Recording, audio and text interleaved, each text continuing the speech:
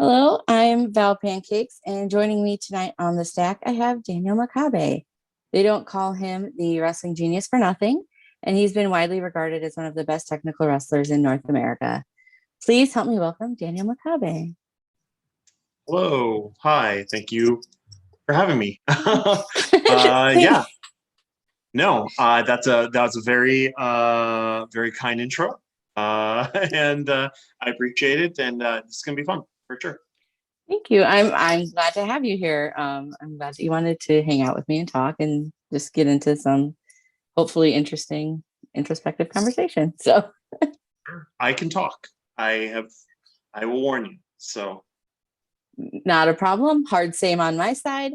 I never shut up. So there you go. this might be a lengthy one. So just first off, how long have you been wrestling?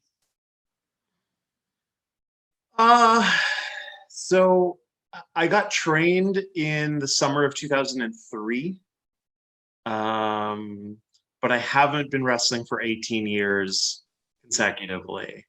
Um, there were some periods of inactivity.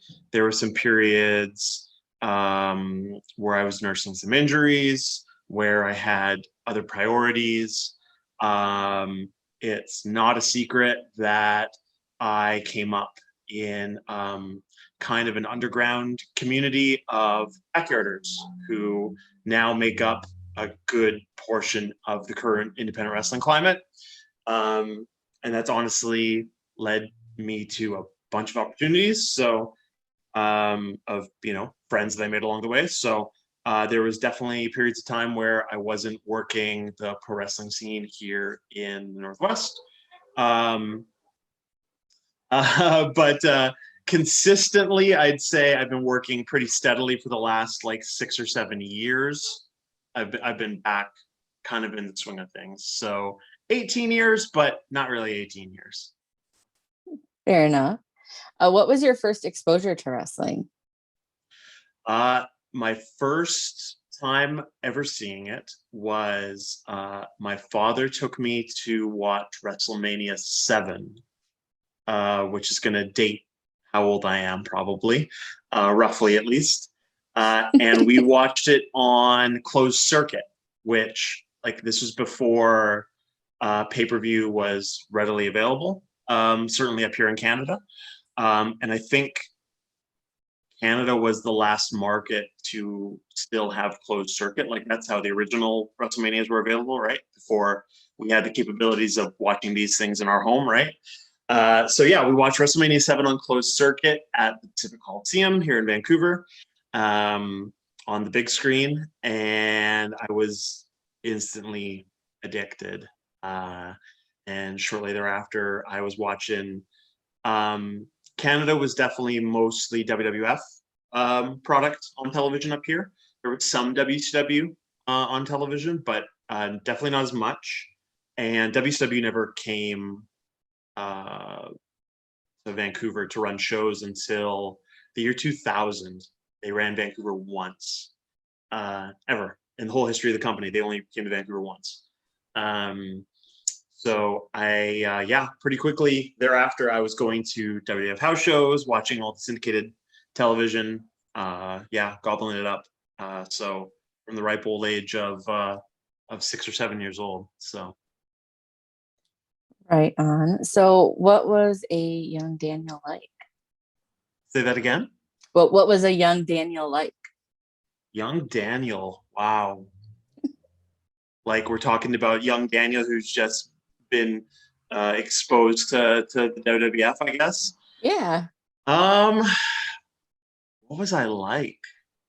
Um, Good question. I don't know.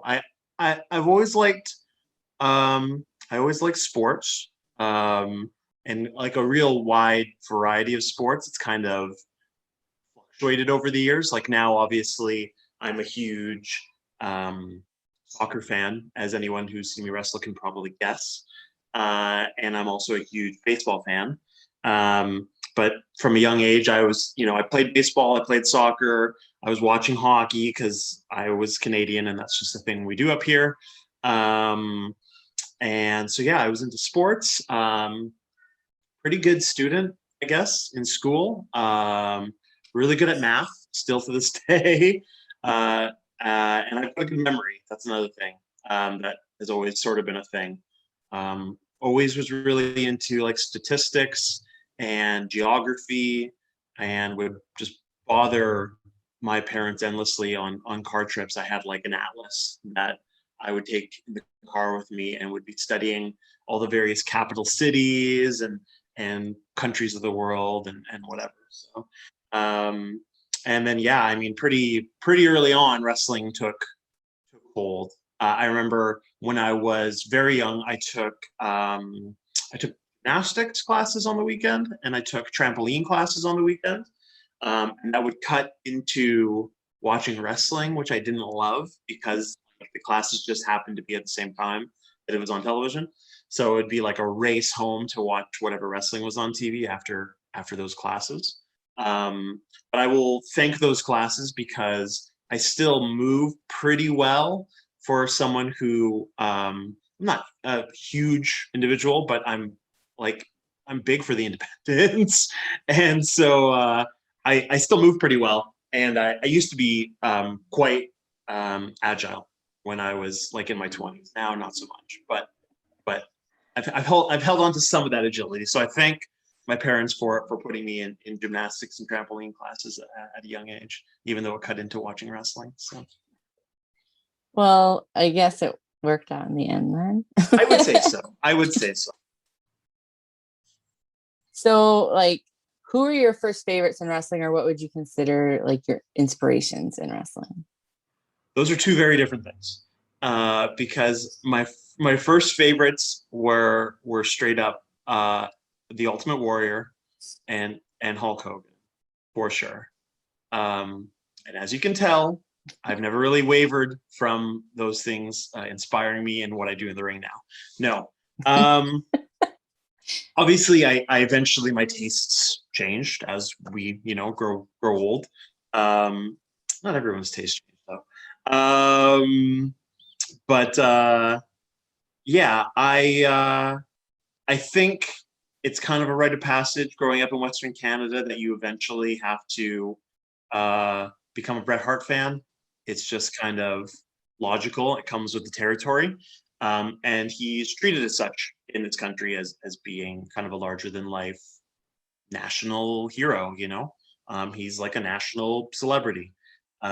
So yeah, I think I can. I was thinking about this the other day, and I think we can probably blame Bret Hart for turning me to the dark side of technical wrestling.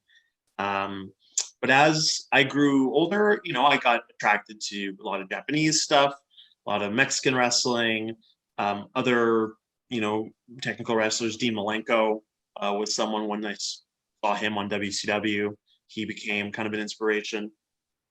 My first real favorite Japanese wrestler was Mitsuharu Misawa, who I still to this day am a huge fan of.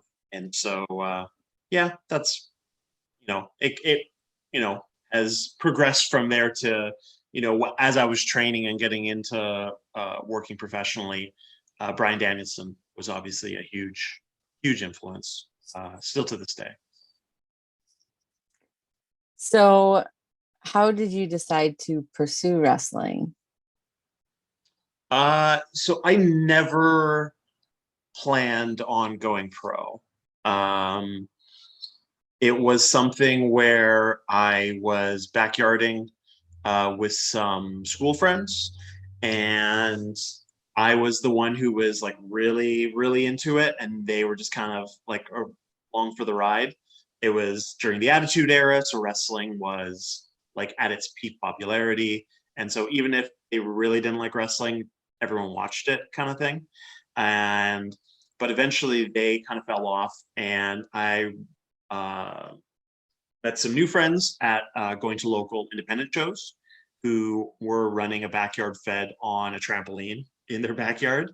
And so I ended up just kind of falling in with those guys, and we would run our backyard shows. We eventually built our own rings, which we did for years.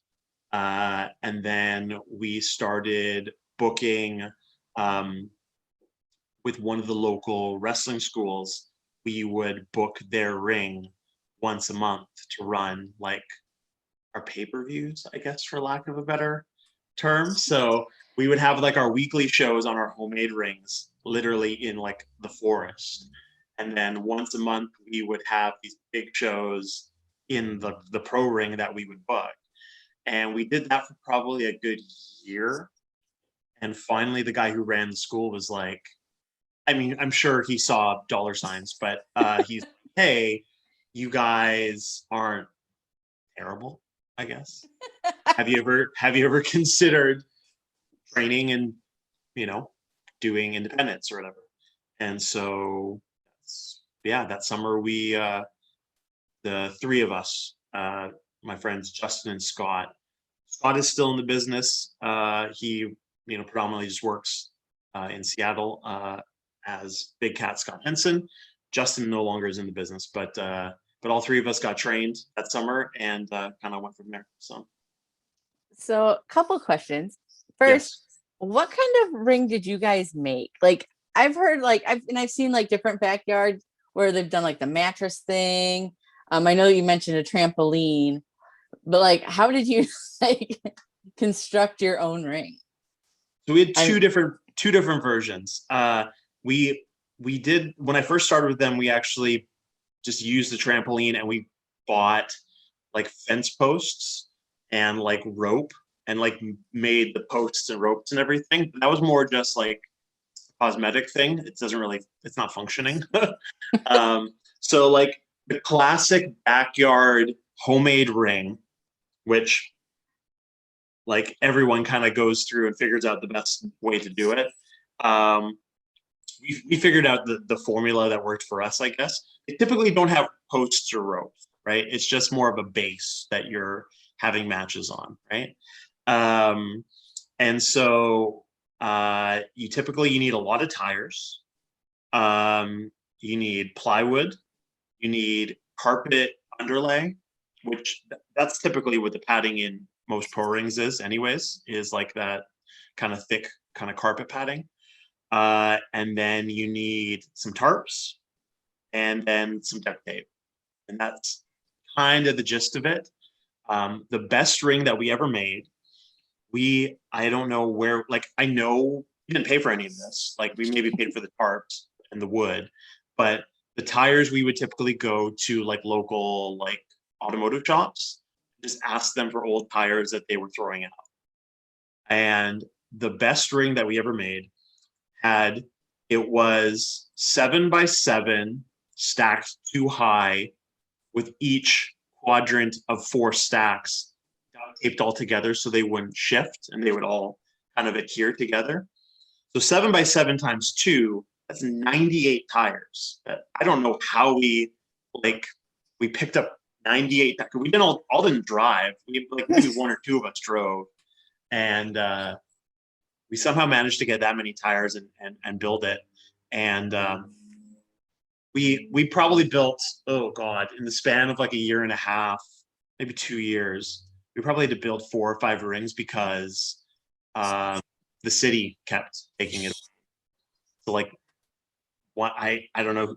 Sometimes I think people would claim that we were on their property. Sometimes it was the city claiming it was city property. But yeah, we had lots of rings torn down and we just built them. So like that's like it just shows so much dedication to something that you're just gonna keep like picking up tires and like building rings and just keep going. Yep. So I assume that people like came to these, like your classmates or whatever, right? Or was it just like purely for your own enjoyment? Occasionally someone would invite like a non-wrestling friend or like a schoolmate, but typically it was just like the backyarders having shows for each other. And that never really changed, even to the point where like we started to travel and have these big kind of like summits of like backyarders from all over the place. it was not for a paying audience. It was like you would have your match and then you would watch all the other matches, which honestly was kind of the genesis of Beyond Wrestling. And that was the theme of their show a couple weeks ago, which I know you were at, because we both were firsthand to some interesting characters who were also. That was kind of you to say. That's interesting. Yeah, interesting. Yeah, I'm gonna be polite. But yeah, that's how Beyond started. Was kind of like people who came up in that scene who had subsequently gone trained and were doing pro stuff, but it was kind of just pro shows for pros by pros. You know, that's kind of the idea of it. So, I mean, it's not really much. Like, I mean, it's a little bit different, but still, it's just like the boys trying to pop boys in the back anyway. So. Yes. Although I will say that I mean, when I was backyarding, I would watch every single match on the show. And now I don't know if I have too many like superstitions or too many, not superstitions, but just routines, I guess. That if you're before me on a show, I'm probably not watching your match. And if you're after me, like I need a period of time to like cool down, and then I will go and watch the remainder of the show. So, but on most shows that I'm on, like I maybe see the main event, and if I am the main event, then I'm not seeing anything. So, I suppose you got to prepare for your own match and do your own thing. yeah, I don't know. I just like to I stretch a lot, and I also like the other kind of secret is without glasses, I'm like very, very blind. And so I typically will take my glasses off like a match or two before my match, just to try and kind of train myself and customize myself back to being blind, I guess. I don't know. It just kind of helps get me in the right headspace. Yeah. So you don't wear contacts in the ring? Like you just go in there and can't see anything? I do not wear contacts in the ring. I never have. I've worn glasses since I was 7. And I've had pretty bad vision my entire life. Yeah. I've never wrestled with contacts or, yeah, I just kind of figured it out and I've been doing it. Yeah. Like my mind is blown because I've had glasses since like the 2nd grade. Yep. And I can't see a damn thing without my glasses, but I have contacts that I wear quite regularly. If you ask me to do anything without my glasses, I'll be like, guess again, because I'm not even going to be able to walk. I mean, I wouldn't want to walk long distances or drive, or I couldn't watch a movie or television or anything without glasses. No way. But fighting people for money, absolutely, I will do that blind, 100%. That honestly, like your wrestling is fantastic. Don't get me wrong, but now that I know that you do it without like being able to really see anything, like that's the most impressive thing about you to me now, because I can't do anything without my glasses. Yeah, I was doing like a press kind of. I don't want to say a press conference, but like whenever you I've been over twice, lucky enough, for WXW in Germany. They do these kind of like press meetings like after the matches where like they have like media from various websites and local television and all sorts of stuff at the shows, and they'll like throw you in front of them with a microphone. And yeah, that question got asked because I think someone got tipped off to it. It was like, hey, we heard that you're actually blind. And in front of like all these people, I was like, yeah, that's true, I can't see anything. And like the room just went silent. Everyone was like, wait, what? Like I've seen you do some like crazy thing. And I was like, yeah, I can't see where I have an idea of where I'm going. I can see, shapes and colors and that sort of thing, right? But wow. Like like that, like my mind is completely blown. Like I said, I know like without my glasses, I cannot see a damn thing or really do anything. Like I wouldn't even want to.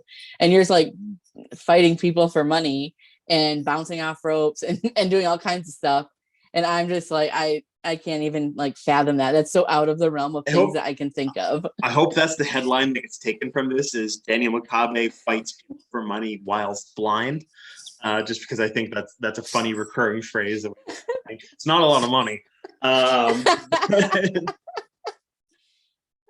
It'd be like Daniel Makabe fights people for fun whilst blind. That's maybe a little bit of a better headline. So it's like one of those fill in the blank things, and it just all of a sudden just came together. Yes. It's like Daniel Makabe fights people for money while blind. Yeah, I should put that on a t-shirt. So you really should. I would absolutely 1,010%. I was going to say, I'm not opposed. I've had some very wordy shirt designs in the past. Anyone who's bought, I've had some shirt designs that are just like full on text, nothing else. So yeah, if it's clever and I think it's good, I'll do it. So yeah, I appreciate that. So my other question regarding your illustrious backyard career, is there any footage of that exists anywhere? Lots of it. Is it like all on YouTube? If I search like Daniel Makabe backyard, you'll find some stuff. Yeah, not a lot of the early stuff, but yeah, it's out there. Brilliant. I know what I'm doing after this. I'll maybe curate some stuff that I'll send to you. Send me, yeah. I'll watch whatever. Because some of it is better than others. Like that was the other thing is like I did use this name when I backyarded, and then when I came back to working more regularly in like 2014, 15, it was just on local shows in Seattle.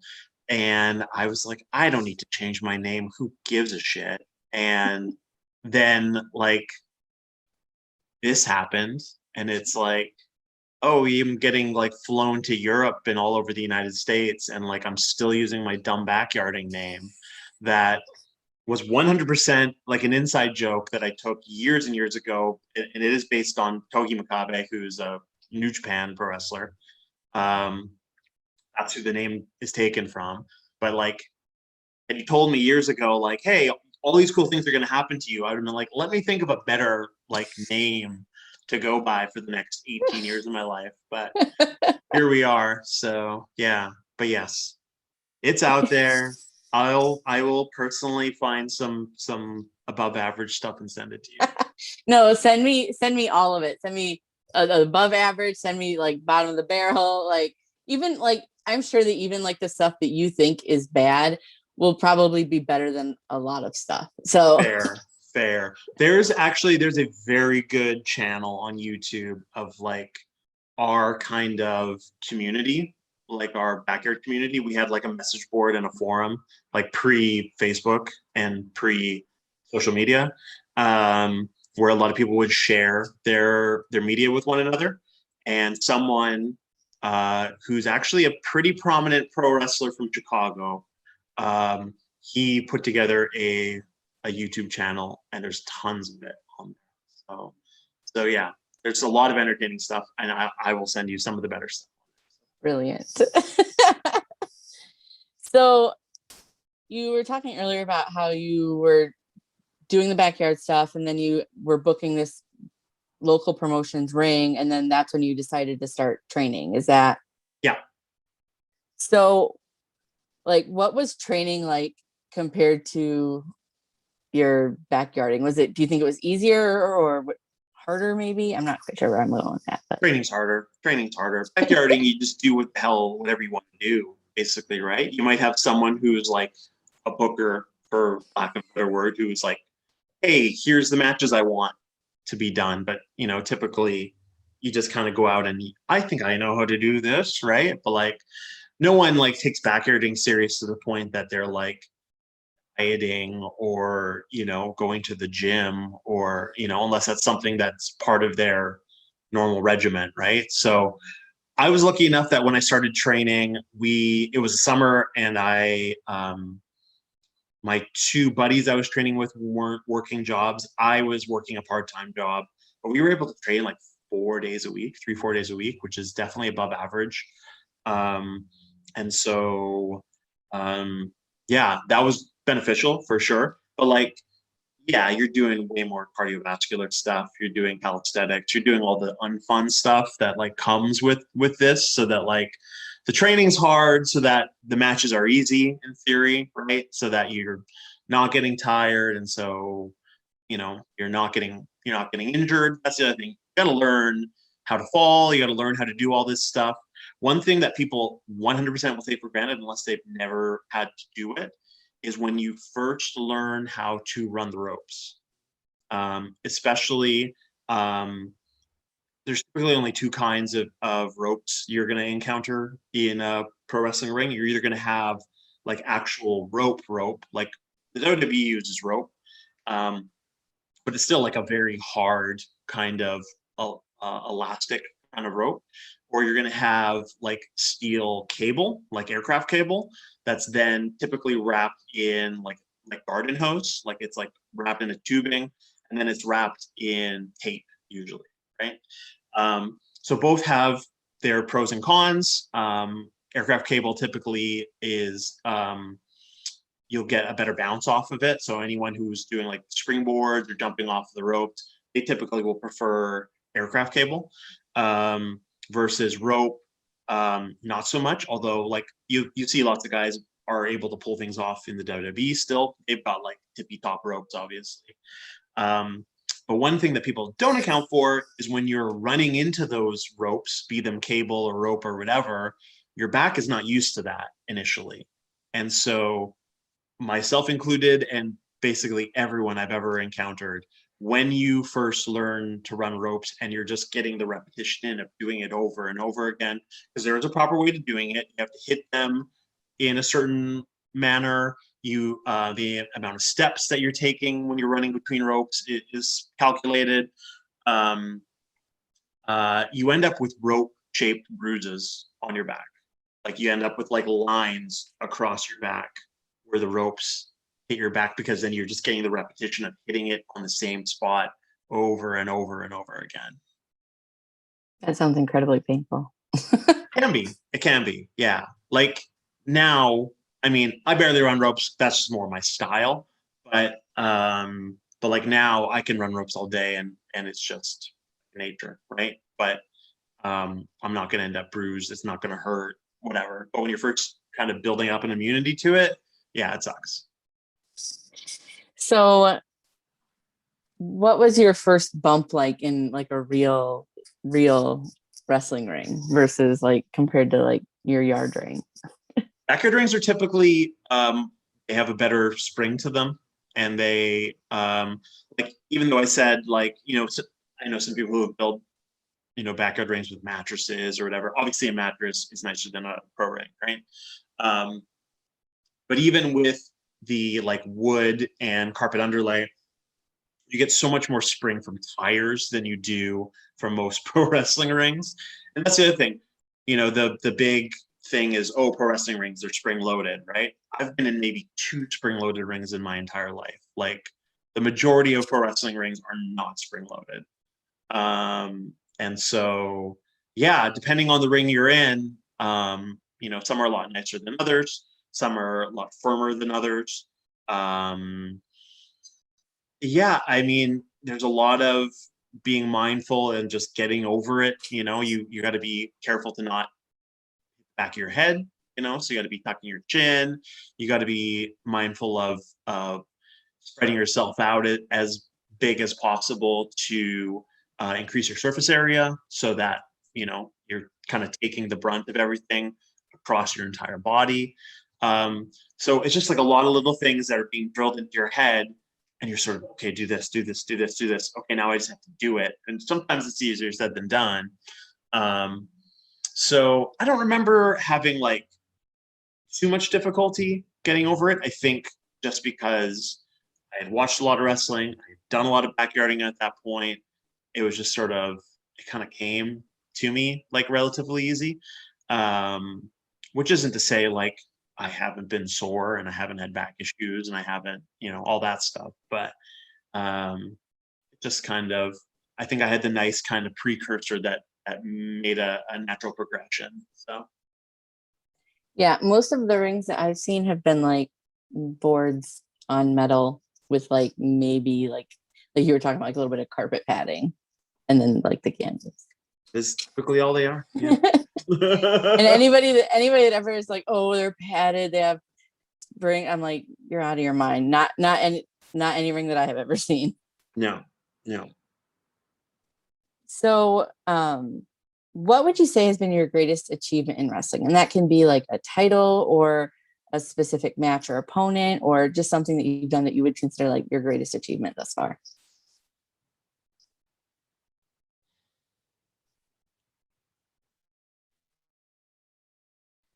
Never actually thought about that. Um, hmm.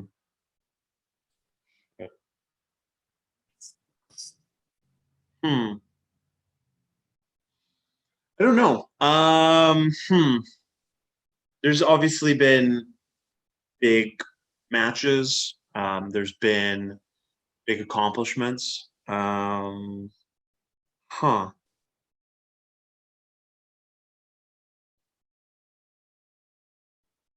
Yeah, I want to write like an essay about that. I should actually sit down and think about that. I'm someone, admittedly, who struggles with setting goals, and I always have, from a young age. Like it was something I struggled with in school. I just kind of rested on my laurels, and that's something that I was able to do to a certain extent in independent wrestling until, once you kind of try to break out of your local area, then you kind of have to go above and beyond and try to get better, right? Um, so I think getting out of the Northwest has been huge. I love it here, and I love the wrestling community here. We have an amazing amount of talent here in the Pacific Northwest that a lot of people overlook because we're so far removed from the rest of North America. Um, but it was huge for me to not only just get out, but kind of become, I, I guess I will say, one of my goals that I did set when I kind of decided, there's bigger and better things out there for me, was to like become the person that people think of when they think of the Pacific Northwest, and to be like the go-to, like, we want to get someone from the Northwest for our show, he's the guy. And I think to a certain extent, that has been accomplished, and obviously the pandemic has screwed everything up. Um, but prior to that, I had a crazy 2019 and the beginning of 2020, where I was getting, flown all over the United States and getting flown to Europe multiple times. And yeah, I think that's a broad answer that I'll give. Um, Europe is huge, and I've been lucky to get booked in and booked very favorably in some really amazing independent wrestling tournaments. Most notably, the Scenic City Invitational in Chattanooga in 2019. I'm sure there are people who are listening to this who like me saying that. Um, and multiple other tournaments all over North America. But getting to be a part of WXW 16 Carat in 2020 was huge. That's like one of the tippy top tournaments in independent wrestling. It was the largest shows I've ever been a part of. So that was huge. And then I think just getting to wrestle people that I look up to as being some of the best in the world, and being able to hold my own against them, and not only hold my own, but do well and have matches that people look at as being very good. And so the two that kind of stand out to me, and part of it is because of the building that happened in, I was lucky enough to wrestle 3 times in a building called the Showbox at the Market, which is a very famous concert venue in Seattle, Washington, right across from the Pike Place Market, which is probably the most famous tourist destination in that city. It's where they throw the fish.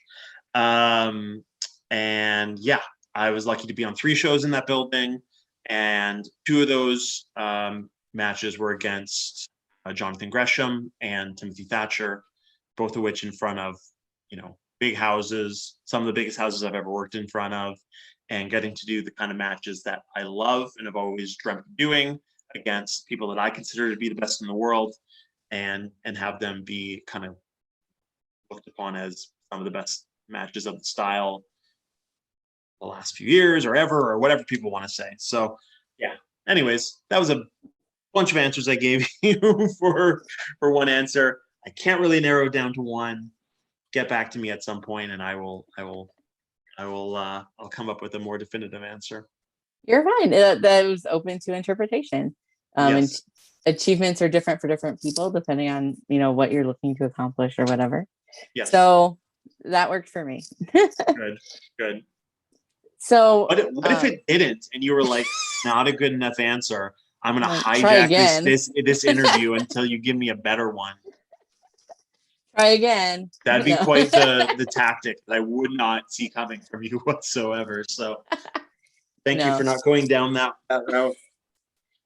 Man, this, like, I love doing these interviews, but it's all about who I'm interviewing. In this case, it's all about you. Like, whatever you feel and what you want to say. Like, I'm not important. Like, who cares about me? Like, you're like the guy. So whatever you want to say, I'm not gonna. Fair enough. I'm not gonna react negatively to your thoughts and feelings. Like, that's what I'm looking for. So what has been like the greatest obstacle that you've overcome in wrestling?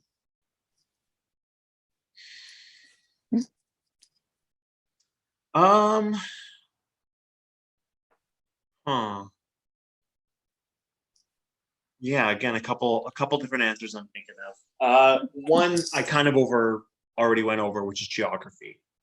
Yeah. Geography is huge. And like I said, there's a ton of talent up here in the Northwest. The reason why a lot of people don't find out about them is because no one gets out of here. And you got to get out of here to make it, honestly. Like the two biggest names to come from Vancouver are Kyle O'Reilly and El Phantasmo, and both of them are kind of on top of their respective worlds, and both of them moved away from Vancouver in order to do so. I'm not moving anywhere. That's not something that is really in the cards for me.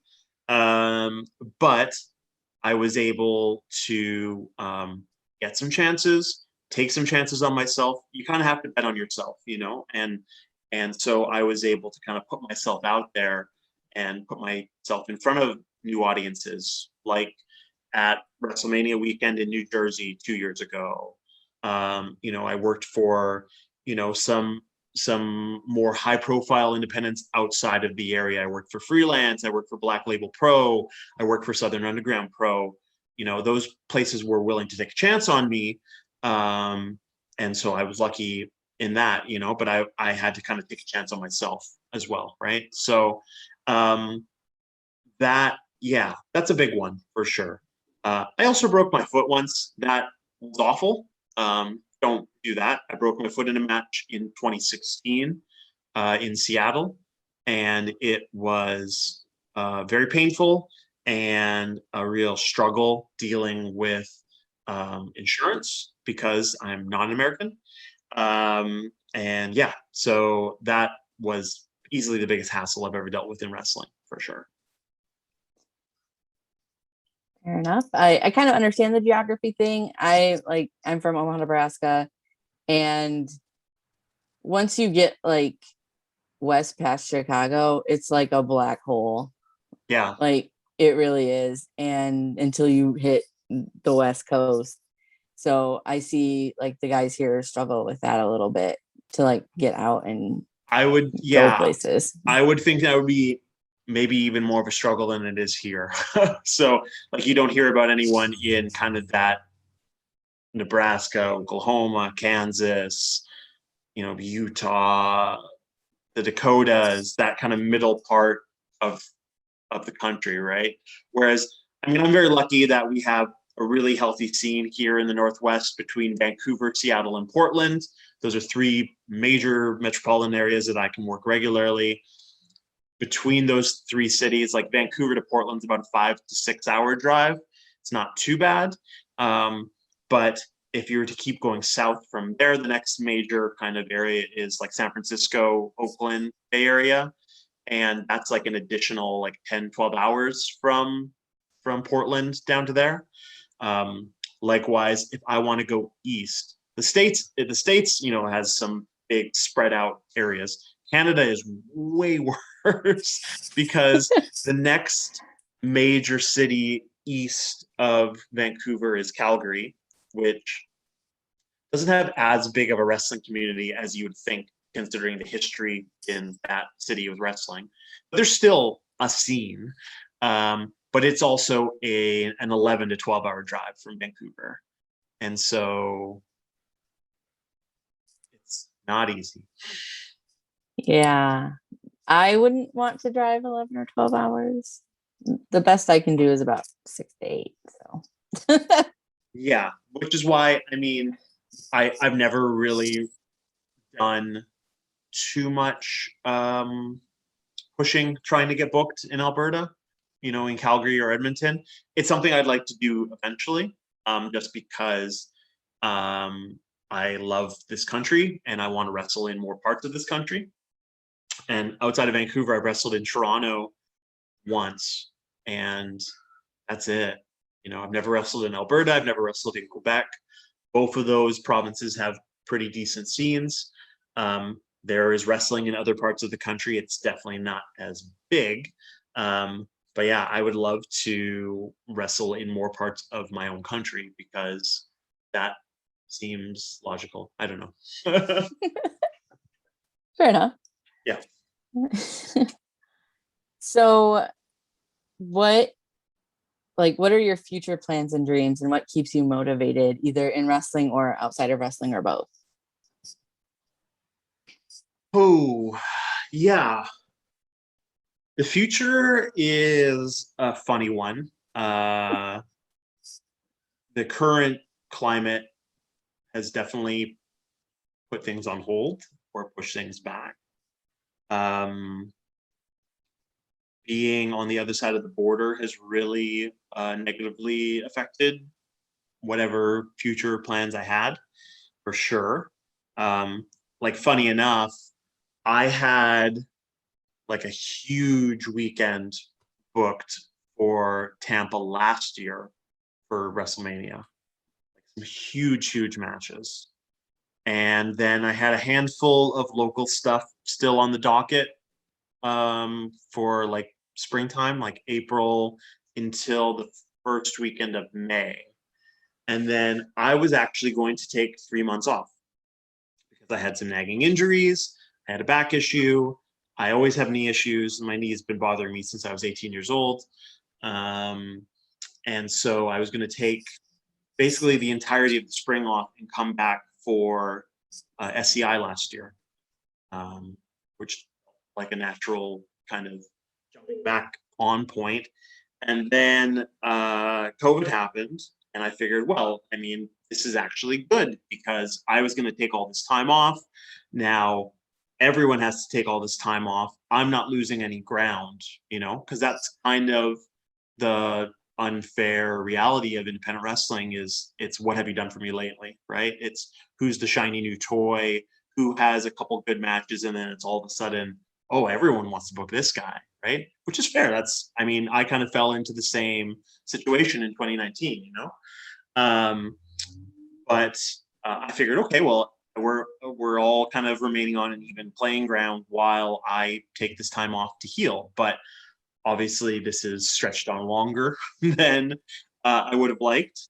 And the fact of the matter is the Canadian-U.S. border is closed to regular traffic. I can't drive across it. It's a major hassle for me to wrestle in the United States, which is why I've only done it twice in the last year. And so that's definitely put everything on hold, for sure. What keeps me motivated? I'm not someone who's particularly motivated by money. I don't have aspirations of ever going and signing a contract to a major company. I don't think either of the major companies in North America really suit me or my style or my personal values, really. Not that I fault anyone who wants to wrestle for those companies, and obviously everyone else's dreams aren't going to be the same as mine.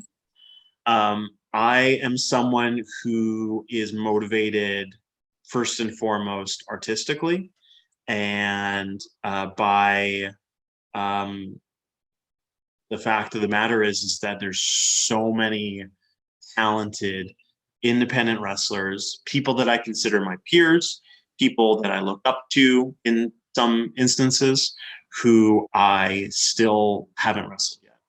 And in markets or in cities or buildings or wherever that I still haven't wrestled. And I feel like I still have enough in me to leave my mark on the wrestling community and to be seen as someone who was different and had interesting and good matches, and in a style that's maybe antiquated, but honestly, I don't think it is. I think it's honestly, my style has become unique because no one else does it anymore. And so that just motivates me even more to be the best me that I can be, and have a bunch of awesome matches along the way, and have something that I can look back on when I finally am done, which I don't know when that's going to be, hopefully not soon. I can be really proud and happy with what I accomplished, and something that I can show, other people in my life.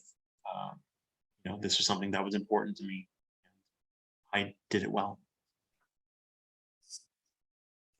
Well, I mean, I think that to me, like, I love your matches. I love the style that you have. So I think it's really cool that it is something a little bit different. Yeah, I appreciate that. Uh, so what have been like, so we were kind of talking about the WrestleMania weekend. I know that you're a big music guy. Yes. I appreciate your regular Twitter recommendations. And if you could sum up your Mania weekend in one song, what would it be and why? We're talking the Mania weekend that just passed Yeah, a couple weeks ago. Yeah, the most recent Mania weekend. Hmm.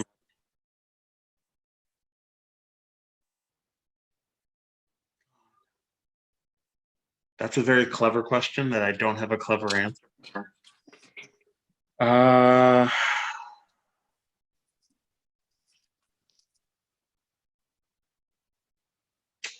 Um, hmm.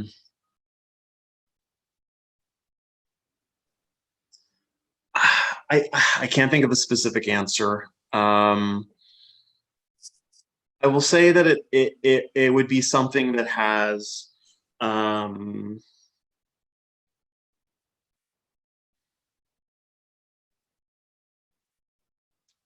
think it's something that's balanced. Like full admission, I'm relatively happy with how Mania weekend.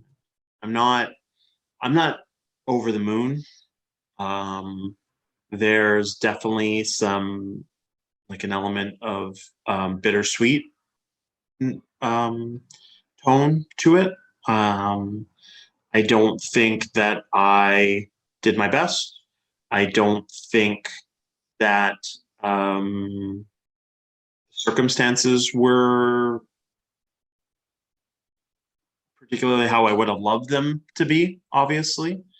It was something that I just felt the need to do. I haven't stepped foot in a wrestling ring since October. I had the match with Lee Moriarty in Indiana. I came back. I had one match on a secret show here in Vancouver on Halloween. And then literally on November 2nd, all contact sports were canceled in the province, and they have been ever since. So it was just something that I needed to do for my own mental health.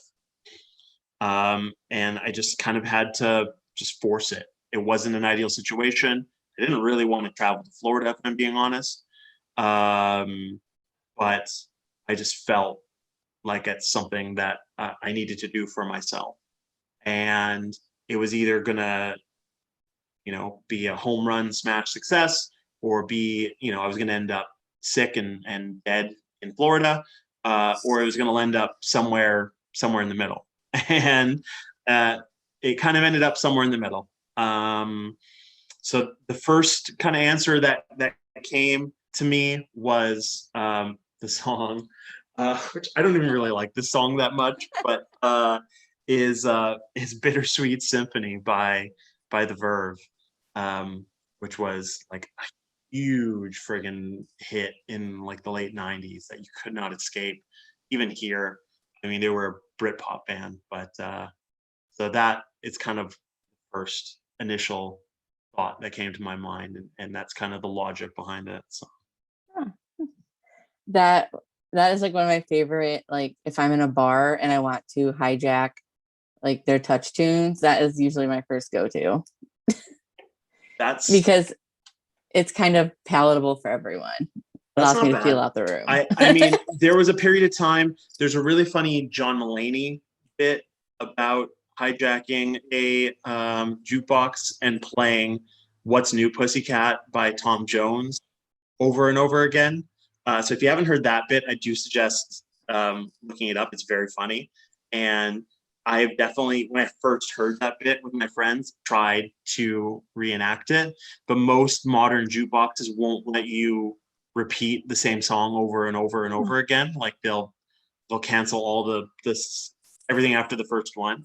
I've been in situations where I've gone to play that song, and like it's gotten like a minute in, and like the bartender or like a line cook or someone's been like, nope, this is not happening. Like I know what this person's trying to do. So but the other song that I try to play when I'm in those kind of situations is "I Am the Resurrection" by the Stone Roses. And that's just because it's a really good song and it's 9 minutes long. And so I like to get my money's worth. So. See, if I'm trying to mess with people, usually my go-tos are "Under the Sea" from The Little Mermaid, or John Cena's entrance theme, or the Hokey Pokey. Yeah, that all sounds awful. So you win. You win this round. It's just because I'm weird. But speaking of music and favorites, what is your favorite like road music when you're traveling? Like, what is your like go-to? This is what I'm gonna listen to.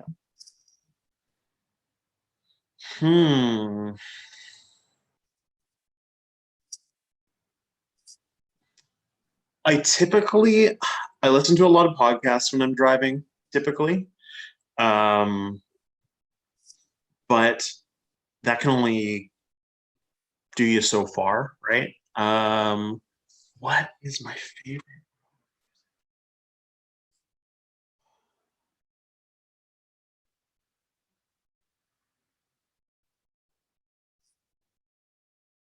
It's really a situation by situation kind of thing. If I'm with other people in the car, I typically try to not annoy them with weird stuff or like stuff that's too heavy. Um, I definitely, um, hmm,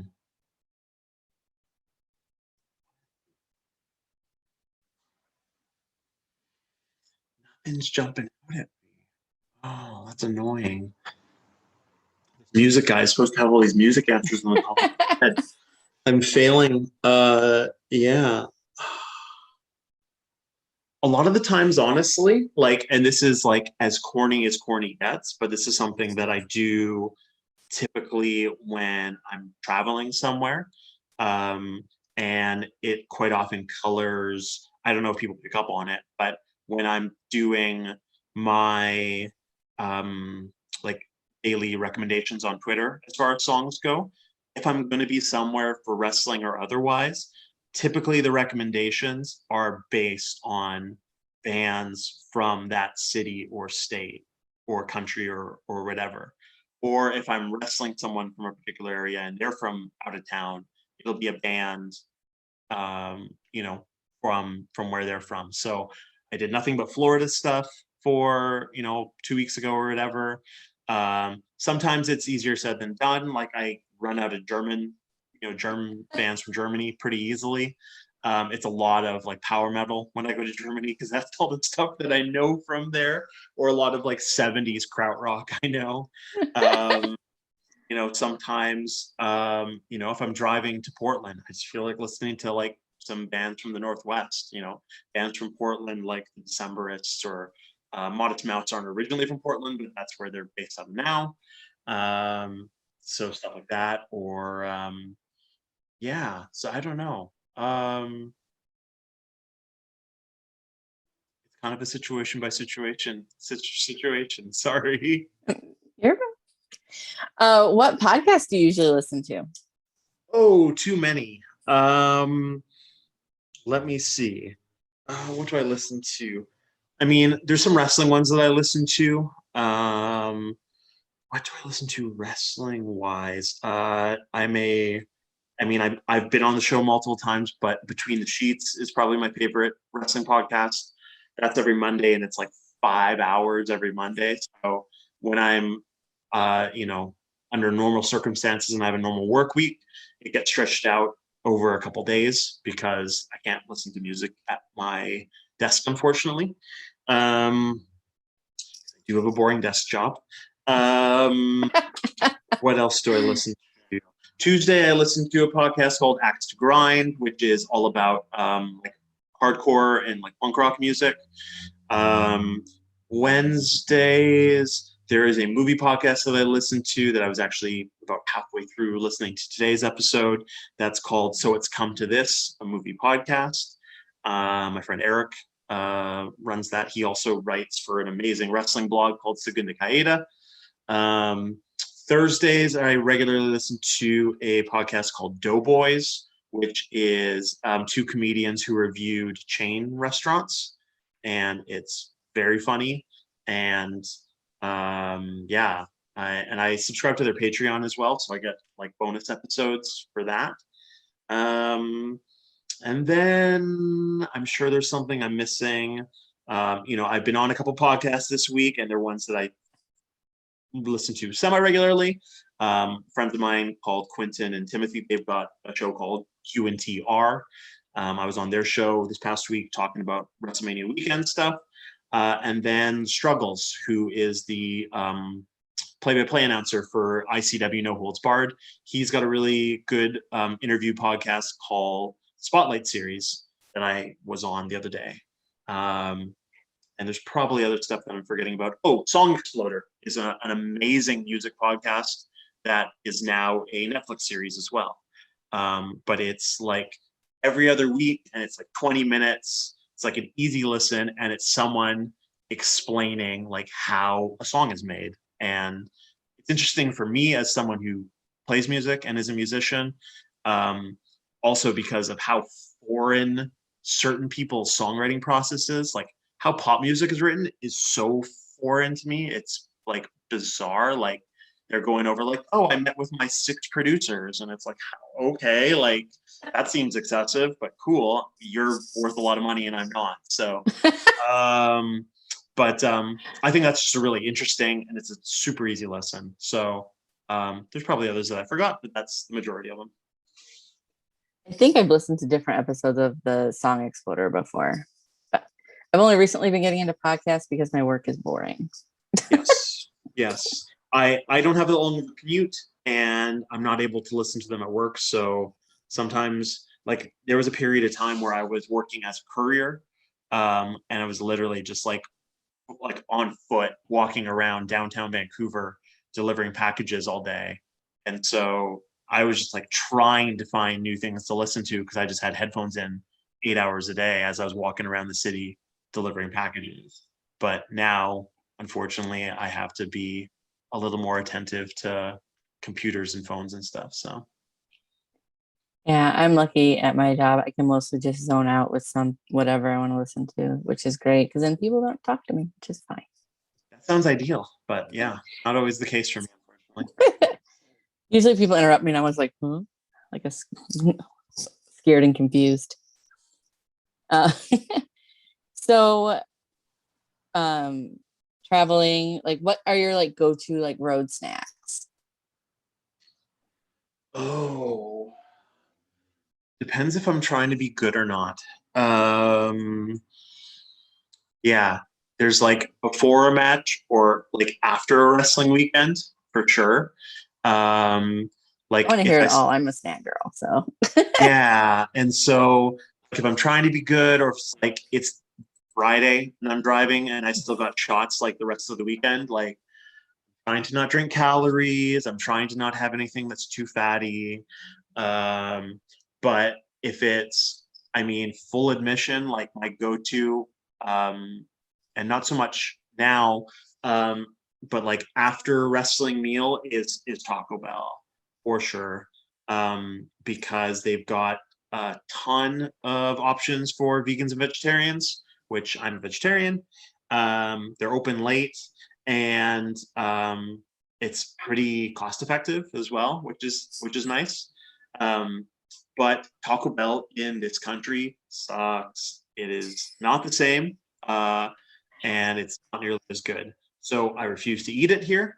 Um, but whenever I'm in the States, I typically will have it.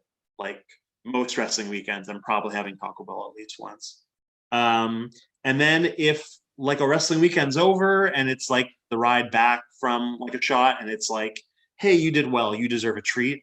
It's probably gonna be something like Reese's specific. Like I'm a peanut butter nut for sure. So like I really like the big Reese's cups that have like the little mini Reese's pieces inside of them, which seems like what's the point? It's just excessive. It's peanut butter inside of peanut butter, but like it's added texture and yeah, those are really tasty.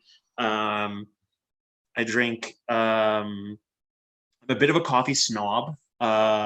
So that's something that I like if I'm going to be in a new city, I'm trying to find like where's the best coffee. And like luckily, like this past time in Tampa, I was staying with Violence is Forever and Kevin Koo, one of my good personal friends, is also a coffee snob.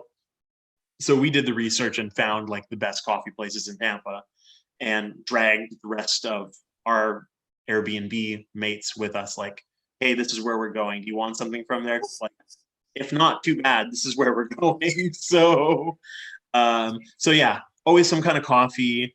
Um, I like I'll drink yerba mate or kombucha occasionally, but I don't drink a ton of soda. Occasionally, like again, if it's like, okay, you did well, like you get to have like a Baja Blast at Taco Bell or something.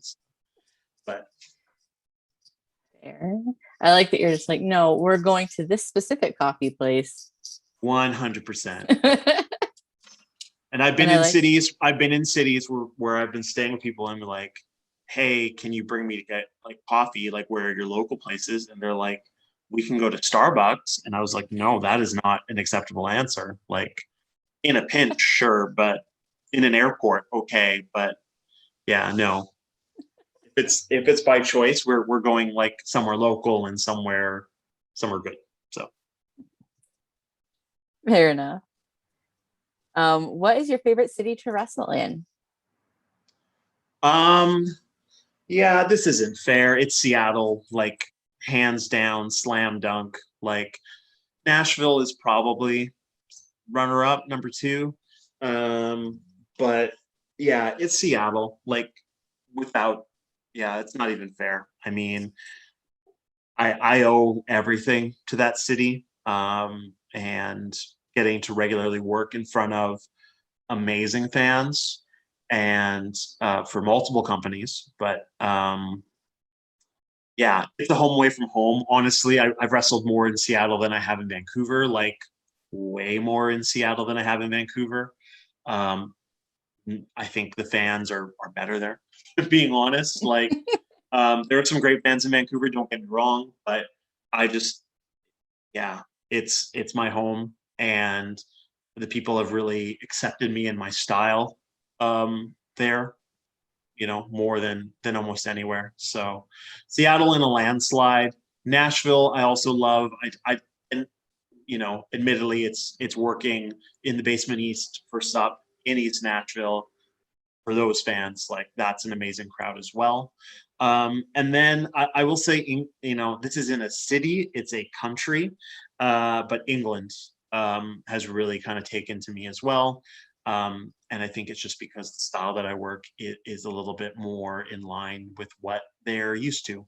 And so I don't have to convince them that what I'm doing is interesting or cool or good because they already are on board. So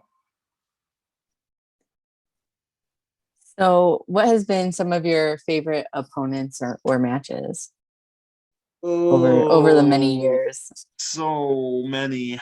I feel like I give this answer in like every interview I do, so I'm just gonna like say it and then we're gonna move on. But like Okay. I owe everything to Tim Thatcher and getting to wrestle him so many times. It's really how I learned so much and really kind of figured out what I was doing and got so much better getting to wrestle him. I had 4 singles matches with him over the course of like 2.5 years. I learned a ton getting to wrestle Jonathan Gresham in Seattle. That was amazing. We were supposed to wrestle each other in Tampa last year, and that would have been awesome as well, but it didn't happen for obvious reasons. Um, Getting to wrestle Freddie Ahai, someone who I consider like amazing and super underrated, and getting to do so in New Jersey as a part of my first WrestleMania weekend, it was like the icing on the cake for that whole weekend and kind of made everything worthwhile. Like, yes, I can compete at this level and like put on top notch matches in a weekend where there's going to be a ton of top notch matches. Um, Speaking of Nashville, wrestling Kevin Koo in Nashville. He's one of my best friends, but I love getting to wrestle him. Um, Kind of an underrated match. A couple matches I had in England that were really good. All of these are available online on YouTube or on IWTV, by the way.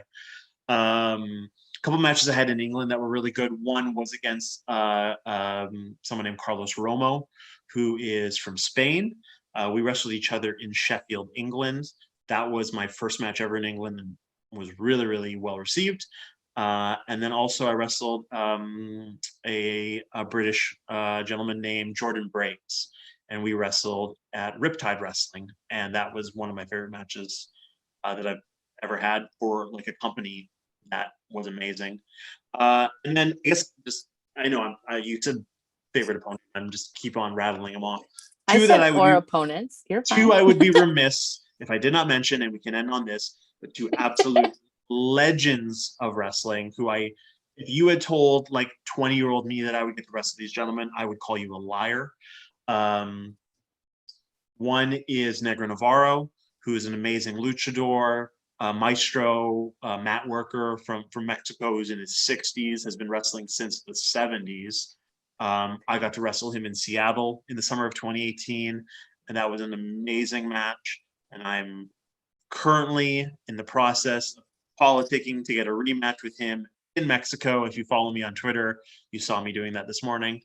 The other match was getting to wrestle Yuki Ishikawa and Daisuke Ikeda, both of the Battle Arts promotion, legendary Japanese shoot style wrestlers who I've looked up to since I was literally a teenager. I got to wrestle them in a tag match in Germany last year, and that was like truly like mind blowing. Being told like, hey, this is a thing that's going to happen, and it's like, oh yeah, okay, that's no big deal at all. I'm going to be able to keep my cool for the next week before this happens. So yeah, huge, huge, huge, huge. So but there's lots of people that I forgot and other people, I've been really lucky, especially over the course of the last like 3-4 years, to get to wrestle some like truly amazing wrestlers in independent wrestling, some of whom have gone on to bigger and better things in major national promotions, and some of whom I would love to get to wrestle again if I get the opportunity. So I'm just going to assume that anyone you left out, you did intentionally because you hate them. honestly, I don't really hate anyone. I'm pretty affable. So yeah, if I hate you, you like did something really bad. So not my style. Fair enough. I'm just messing with you a little I bit. know you're joking. I was like, please don't ever take anything I say that seriously. I worry all the time about people hating me. So, um, so what's your favorite move to take, and what's your favorite move to give? Oh boy. Favorite move to take. Ooh. I know my least favorite move to take. Favorite move to take. We can Huh. start there. That's fine. Least favorite move is body slam. Just basic, boring old body slam. Hate it. Don't do them to me. If you're in a match with me and you call it, I'm not gonna be stoked. Um, favorite. I used to love taking like a big Ric Flair back body drop. Um, but much like Ric Flair, my back has decided that I don't want to take those properly anymore, and I land on my side like he does. And so that's probably not my favorite anymore. But not a lot of people do them, and I know my friend Dylan Hales loves back body drops. So any chance I can, I try to throw them in, but my back honestly doesn't really like them. Favorite move to give. You know what? I if I can like land just like a perfectly executed and timed German suplex where my opponent's like shoulders land perfectly on the mat as I'm falling into my bridge and there's no like awkwardness or like having to adjust on the landing, that's like that's perfect. That's like my absolute favorite. If I can like nail a nice German suplex all day, that's my favorite thing to do. And then do you have any like dream matches that you are like waiting for? Let's get the list out. Yeah. So you're one of the guys with the list. I have yes, Or you yes. you're maybe you're just a list guy. I kind of am a list guy. Yeah, like, um, I when it seemed feasible to have goals for for the year, when the year wasn't in so much disarray, um, I was starting to make like here are 10 things I want to accomplish this year kind of lists, and some of them were specific opponents or specific companies that I wanted to work for, countries that I wanted to go to, etc. Like my favorite goal for 2020, which didn't happen. Literally only one and a half of my goals happened for 2020, and then 2020 kind of just fell off the earth. 2020 Um, doesn't count. no, I guess not. I got to wrestle Yuki Ishikawa. That was one of my goals for 2020. One of them was wrestle in Mexico, but not against anyone under the age of 45. I specifically just wanted to wrestle like old luchadors who work like that old it's called Yave or called Maestro style wrestling. So yeah, that's one that I really wanted, but did not happen. But recently, I did make a list that is people I still want to wrestle within parentheses again for anyone that I may have already wrestled, and I don't know, but like it goes on for a while. That's a So and lengthy it's broken list. down by region. People in Canada, specifically the Pacific Northwest, people in North America, people the world and abroad. So there's a few. There's a few. I won't name them. There's like 50 people here. I'm not going to name all 50 I was of gonna them. say it looks like there's a couple. No, a couple big ones that have been teased online. I mean, Alex Shelley is a big one. We've had some interactions going back and forth, playing songs for one another in the weirdest series of "Is This Life" moments for me. So that's a big one. I was supposed to wrestle Nick Gage last year in Tampa, and that didn't happen.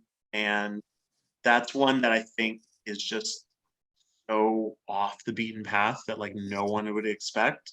But I just think we would have a really interesting match together.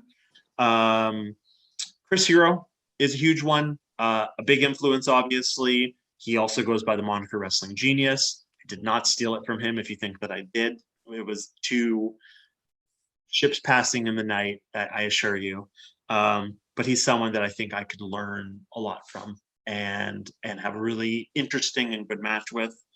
And then, yeah, there's still a ton. If I do get to go to Mexico, besides getting to wrestle Negro Navarro again, which I'd love, luchador that I'd love to work down there is named Beerus, who is an amazing mat wrestler.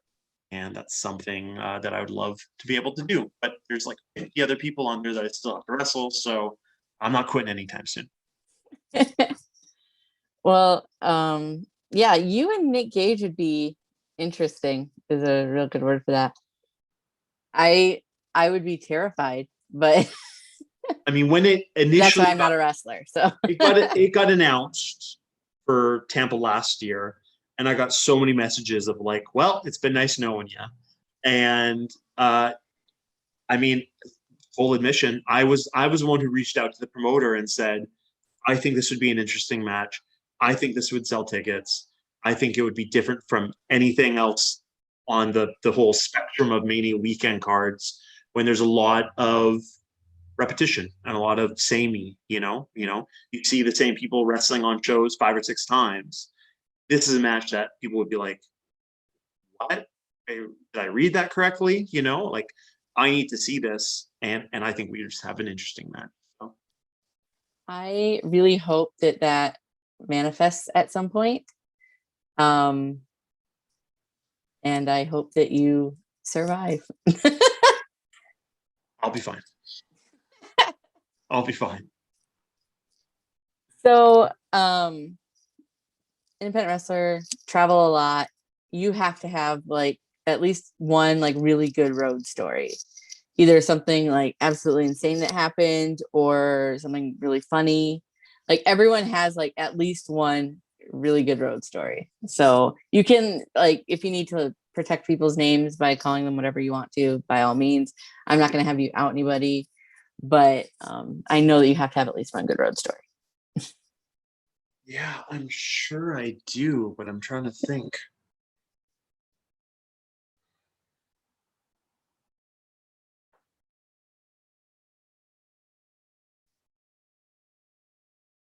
Oh God.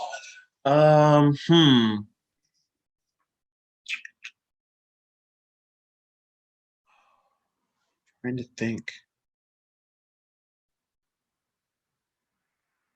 What is a good road story? Uh,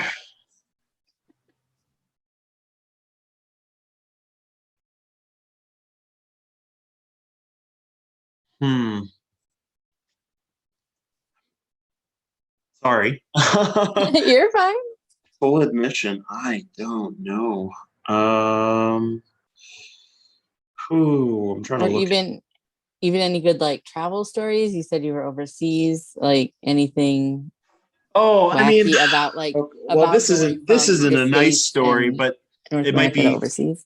Yeah, this is like the like definition. Hold on, it's dark in here.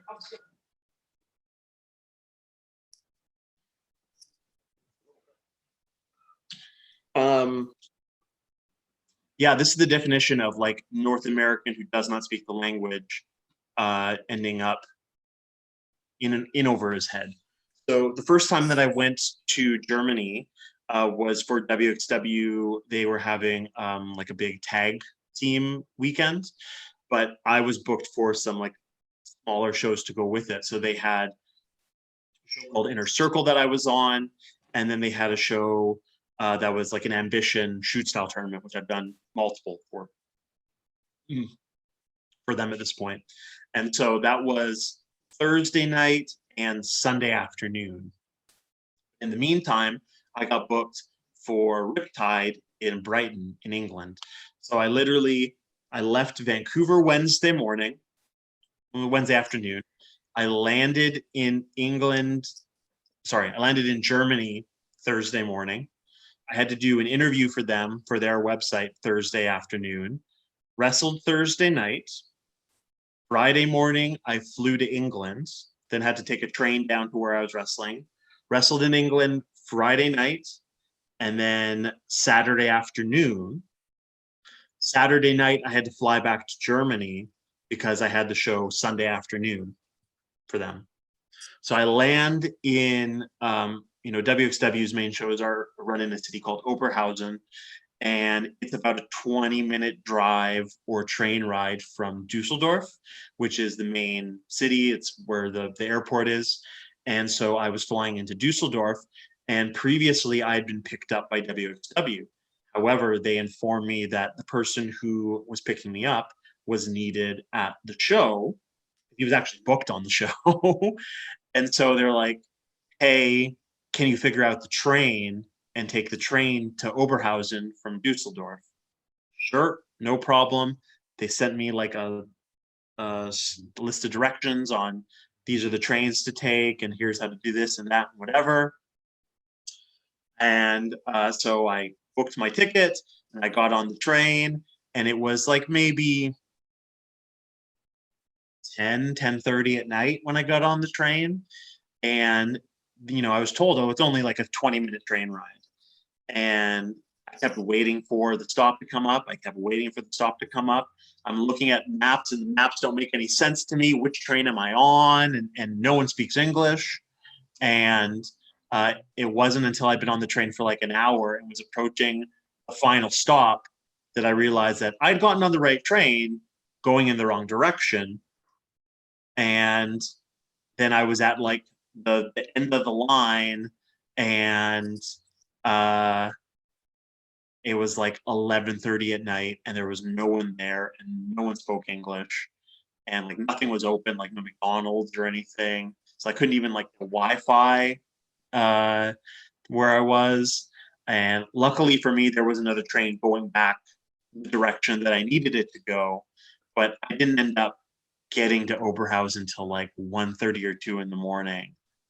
And then I had to wake up for like 10 a.m. the next day, and I had 3 matches the next day.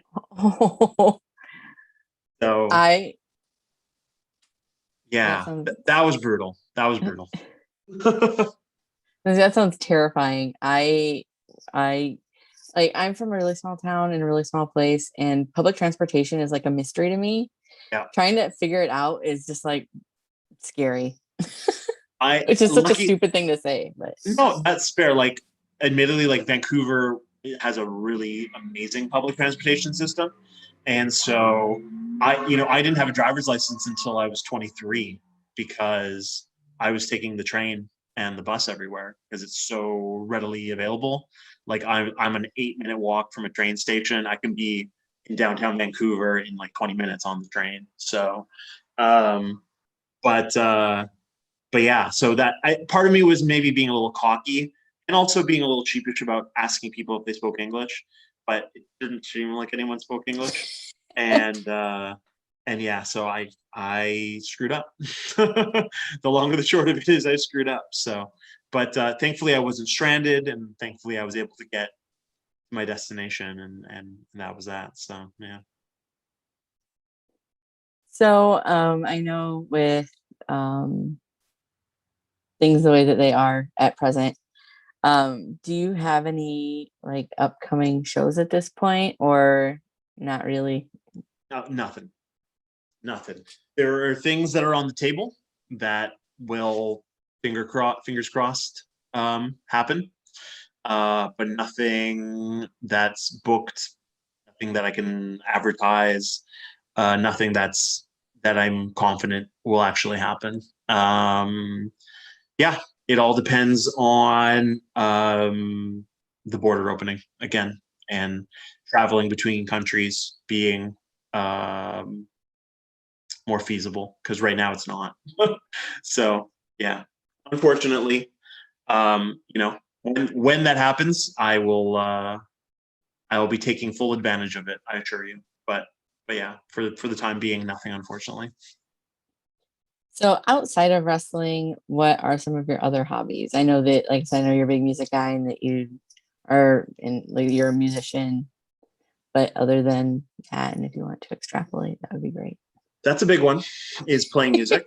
Yeah, I play in a couple of bands. We haven't been able to practice regularly because of all of this.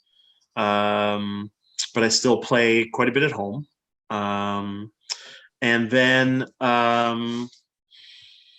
What else? I'm kind of outdoorsy. I didn't become outdoorsy till I was like in my late 20s, early 30s, and then it was like, oh, I live in the most beautiful place on earth. I should probably start hiking more.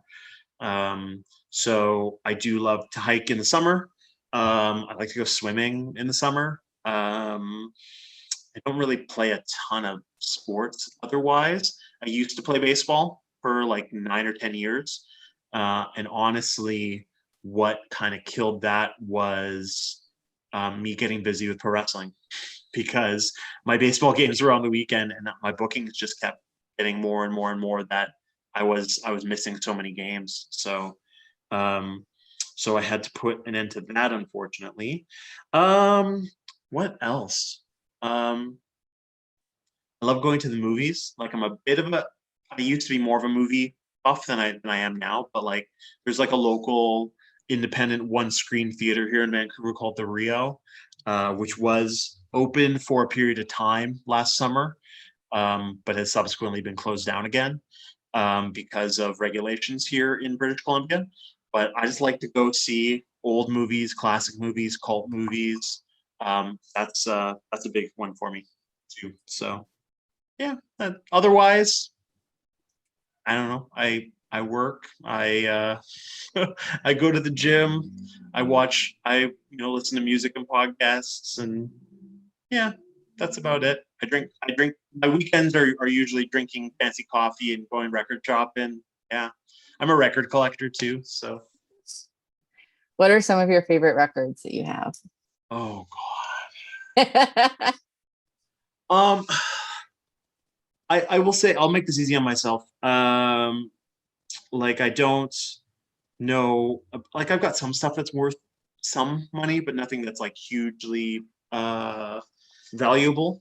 But my three favorite albums of all time that I will say that I own all three on vinyl, actually, and I think I own all three on CD as well, um, are Neutral Milk Hotel's "In the Aeroplane Over the Sea," which is one of my favorite records to play along with too. There was a period of time where I could play most of the songs on that record, and I actually played in a Neutral Milk Hotel cover band for a period of time.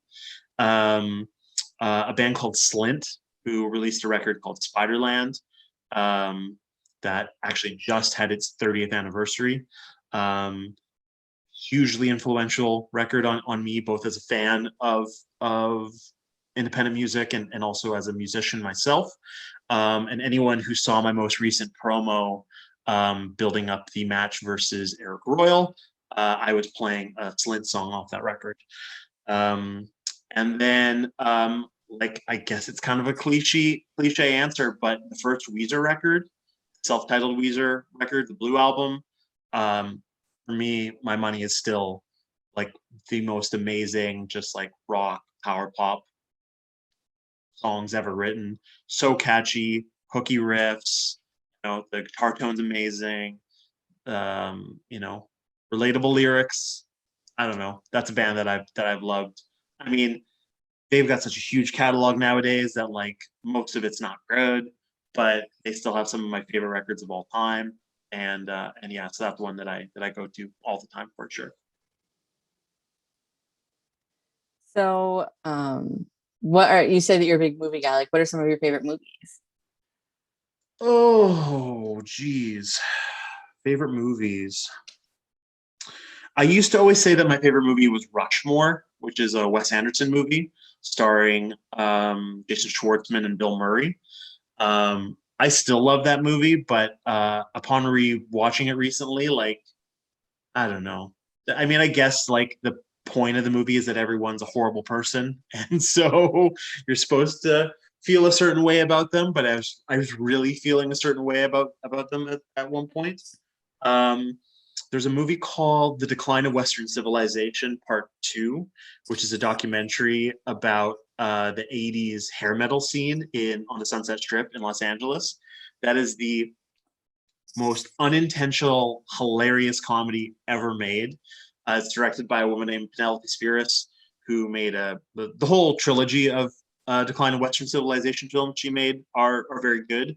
It stands out upon from the other two as being completely different and very ridiculous. She also made Wayne's World and a bunch of other movies. So yeah, I love The Decline. What else? I definitely went through like an artsy fartsy period in my like late teens, early 20s. I was a huge Akira Kurosawa fan, who's a Japanese director, who's made some amazing movies. I guess most notably is Seven Samurai, which is like this epic, like 3.5 hours. And yeah, I love his movies. I'm a big documentary guy. What else? Foreign films, Stanley Kubrick. I don't know, a bunch of cliche things, I guess. Well, I have seen all of the Decline films. Decline 2 is fantastic. Yeah.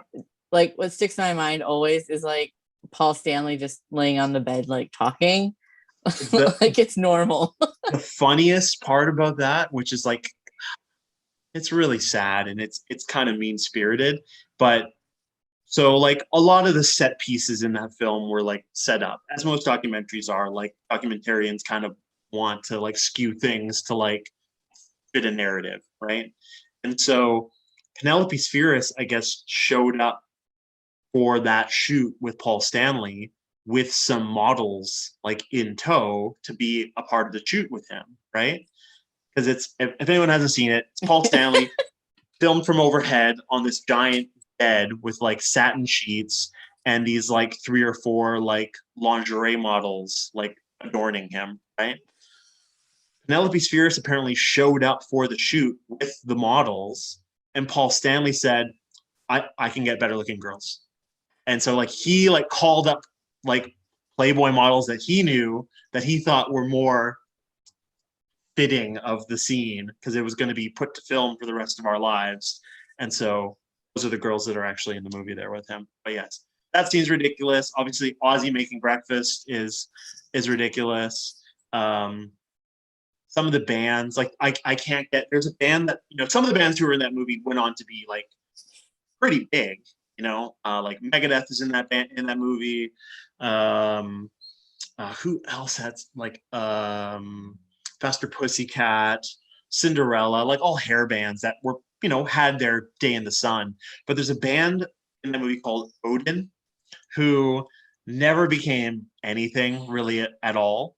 And there's two moments with them. There's one where like they're getting called on stage by like the promoter and like a model, and they start chanting Odin to like bring them on stage, but it's only like 2 people chanting Odin.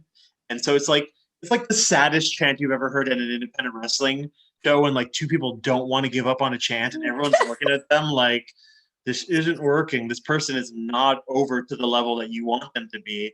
And that was poor Odin in that case. And there's also a scene where they're in a hot tub with, which is actually kind of a really sad scene because they talk about how like they don't make it, like they don't know what they're going to do. They might like consider killing themselves, and like they're all alive still, so it's fine. But like they also didn't make it. So, but yeah, no. If you haven't seen The Decline 2, if you take anything away from this interview, this last hour and a half of you watching or talking to me, yeah, watch The Decline of Western Civilization 2 for sure.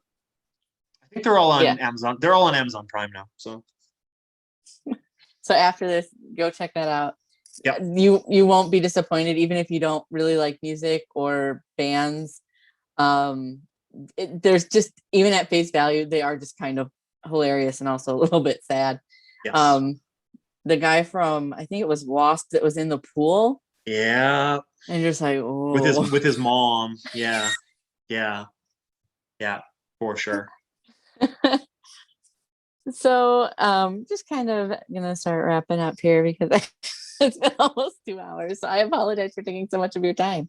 No, you're good. I'm on the West Coast, so it's not that late here. I feel bad for anyone watching on the East Coast still. It's well past your bedtime. If anyone's still watching, I appreciate it. So I'm Central Time, so I still got like an hour on that. But you're fine. You're fine. so, what would you, if you could like go back in time, what would you tell like a 10-year-old version of yourself?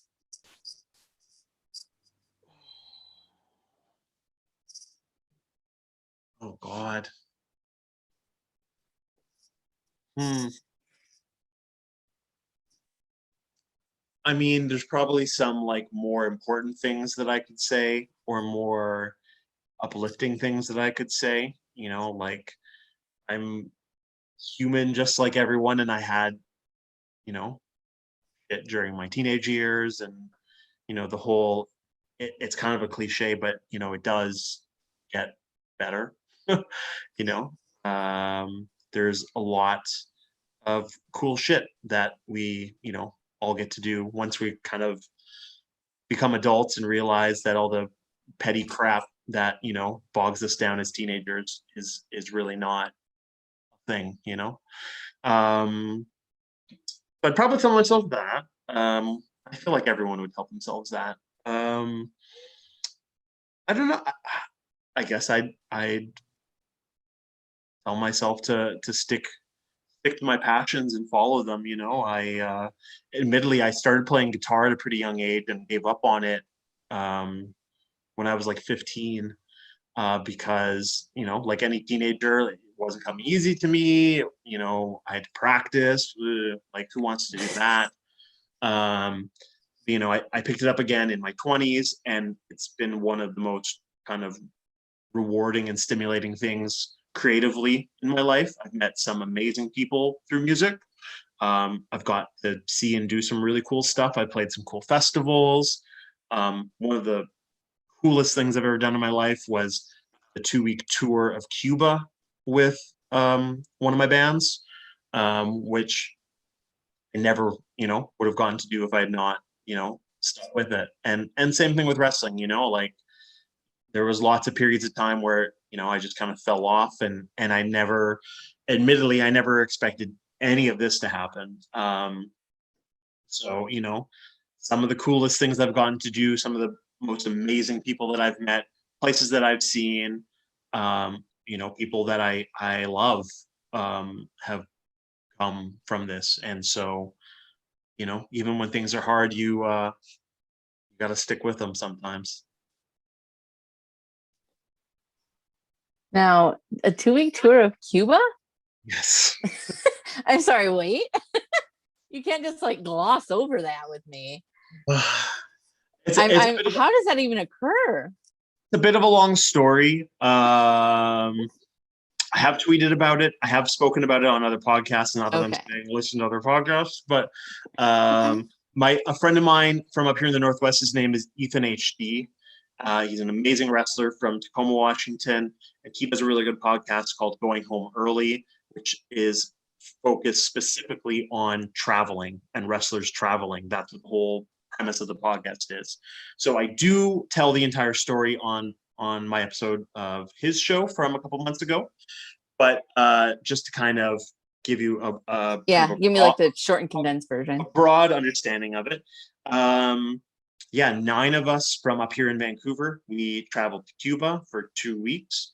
Not only did we play, I think 7 or 8 shows on the island all over the country, but we also brought around $5,000 worth of equipment, most of which we got through crowdsourcing, through donations, through buying via used means, or all of us brought older stuff that we no longer had use for, guitars, drums, all the hardware, the things that intangibles you wouldn't think about, guitar strings, guitar picks. If I break a guitar string, I can go to the store tomorrow and get one. But in Cuba, it's a little bit harder. All the hardware for the drums, the nuts, the bolts, everything, right? We played a 2-week tour of shows with Cuban bands, with us providing all of the equipment and the back line, because that's something that they don't really have readily available to them. Obviously, the cost of things are kind of it's out of a lot of people's means on that island. Like the average income of the average Cuban is like 50 US a month. Um, and so, they can't afford, nice equipment a lot of the time. Also, there's the whole embargo thing, which has made trade with the United States not so easy. The reason why we're able to do it is Canada doesn't have the same kind of relationship with Cuba that the United States does. And actually, after the fall of the Soviet Union and their ties to Cuba in the early 90s, what helped get Cuba out of their economic deficit was tourism, specifically from Europeans and from Canadians. So there are a lot of Canadians who will go to Cuba on vacation, like an American would go to an all-inclusive in Mexico. That's something that is very standard for us. So we were able to make connections with a nonprofit society in Cuba who specifically work with like the arts and culture kind of like branch of the government. And they're able to get us work visas to come in and do everything by the book. And then we also bring all the equipment with us. And then after the 2 weeks are done, we left all $5,000 worth of gear, which is definitely not by the book. Don't tell the Cuban government that we did that. And so that they're able to have a community and a scene that can sustain itself because they have access to better gear and people can, that's something that they can grow and build upon is via music. So yeah, that was in December of 2017, and it was one of the most amazing experiences of my life, hands down. Yeah, that sounds awesome. Like, do you think about like who has like your gear now and like where it's gone since you've left it there? The coolest thing, I mean, we have a friend who we still have contact with who kind of he stores it all and sort of he kind of almost like rents it out. And I mean, not for money, but like he kind of is the keeper of it all, sort of thing. Like a music gear library. Exactly. That's a nice way of looking at it. So it's all based in a city called Sancti Spiritus, which is really central in Cuba. It's like right dead in the middle of the island. It's also a 500-year-old city, which puts us in the Western world like, oh, that's wild to think about things like that. Like we played venues like they'd be like, oh yeah, this was built in 1850 and we're playing a show in it. And it's like, that's crazy. They also, because we're playing like punk music and hardcore and metal and stuff, they specifically asked if we could bring a Marshall amplifier, like, please do. And so we managed to track down like a relatively inexpensive, like Marshall, like a full half stack that we brought with us, which has to easily be the loudest thing on that island. Like there can't be, like there are musicians who obviously play in bars. There are a lot of expats there who would play. Like we specifically went by, there's a Beatles themed bar in Cuba. So that sort of stuff exists. Music exists obviously in that country, but like no one's playing a friggin' Marshall half stack in that country. They don't have any use for it. So yeah, there's actually a very funny picture that I can send you of us playing in the streets with the Marshall, and someone just has their baby sitting on the Marshall with like no headphones or no nothing, and it's just like this poor child probably went deaf, like sitting and watching us play. But yeah, anyways. That's awesome. Sorry, I got so sidetracked. No, it's okay. Intriguing. So, a specific ValPancakes question. How do you normally enjoy your pancakes? Good question. I had some very good pancakes when I was in Seattle. So before I flew to Tampa, I was in Seattle for a week. My girlfriend lives in Seattle. And so I was spending some time with her, and we went to this amazing vegetarian restaurant called Cafe Flora. It's in the Capitol Hill neighborhood of Seattle. And we had some pancakes that it was like a citrus butter and some blood orange segments on it, as well as like a fancy pistachio crumble and some warm maple syrup. So I don't always have pancakes that fancy, but those were like among the top tier pancakes that I've ever had. Admittedly, I am Canadian, and so I can be really picky when it comes to. I've been to lots of restaurants in the States where they advertise that their pancakes or waffles or French toast or whatever comes with maple syrup, and they give you shitty old like generic table syrup that is 100% not maple syrup. And so if you're gonna give me maple syrup, I am a Canadian. You better be giving me the real thing. So I like a fruit compote, or like your chocolate chip pancakes or your blueberry pancakes, whatever it is. But the fact of the matter is, if you don't have syrup, it's going to get dry. And so, yeah, butter and maple syrup above all else, those are necessary evils for sure. I just assumed that Canadians all had their own secret stash of maple syrup that they carry with them everywhere. Is this not the case? This is not the case. It's like really cheap at the grocery store. Like it's really readily available here. Like good stuff is readily available here. So yeah, that's not an issue. I mean, it's probably in every Canadian's fridge. I have some in my fridge, but like, yeah, I don't carry it with me. I couldn't get it through customs either, right? You can't carry liquids on planes like that. So. You have to carry like a what, like half ounce I would have to. bottle I of would it. have to check a bag just to bring some maple syrup with me. So. And then I'm gonna set like a scene for you. So like you're feeling snacky, and you're like, I want to go get some cookies, and you're like walking down the grocery aisle, and you land, and you're like, you know what, Oreo cookies. That's what I'm gonna go for. Do you go for like a single stuffed Oreo cookie, or do you go for like a double stuffed Oreo cookie? Yeah, the double stuff I think is too much stuff. Um, Admittedly, I'm intrigued by all like Oreos have just like since I was a child have gone like bonkers. Like there's so many different kinds of Oreos, and I'm definitely someone who appreciates variety when it comes to snacks. So I want to try the new stuff. So yeah, single stuff for sure, and like give me your fancy Oreos. Like I tried the new like Brookie Oreos that they have. Um, they're really fucking good. So yeah, so single stuff and give me a fancy Oreo. Like I'll have a regular Oreo as well. That's quite all right too. Not huge on the golden Oreos, but yes, fancy Oreos, single stuff, all day. So that's all the questions I have, but I don't know if Chuck or Christopher have any questions from chat. Oh, we got a bunch of questions from the chat. Can we lightning round them, Chuck? Is that something we can do? Yes, we can lightning round them. So Reed H. Cooper says, is Thatcher still your greatest opponent that you've had in the past 2 years? You kind of answered that before.